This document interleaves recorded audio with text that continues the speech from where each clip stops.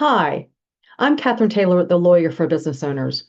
We have received several calls over the last couple of weeks from financial advisors. Why is that? I'm going to tell you three reasons why a financial advisor may be calling a lawyer to assist with a client's financial plan.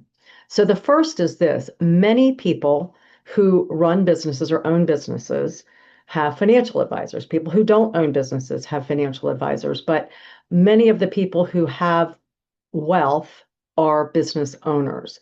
And so when that financial advisor is trying to make sure that that person is entering into a sound financial plan, part of that is what happens to the business. And so there are always documents that need to be reviewed or agreements that need to be reviewed to make sure that those agreements for the business are in line with the person's personal financial plan.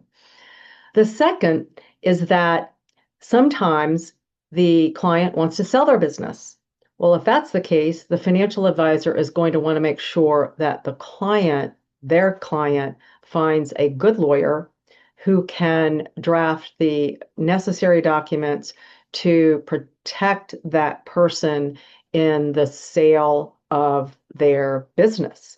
And that's very important because obviously the proceeds from the business are going to be a huge part of that person's wealth once the business is sold.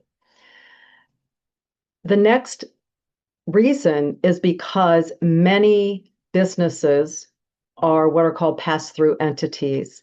And what that means is that the revenue generated from the business, the income, passes through to the owner's personal tax returns.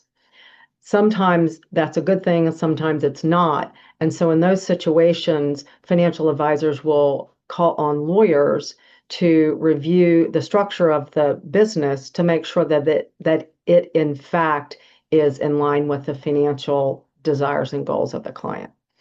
So if you're a financial advisor and you need a lawyer for your client, please give us a call.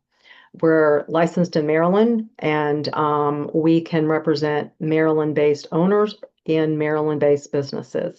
Thank you.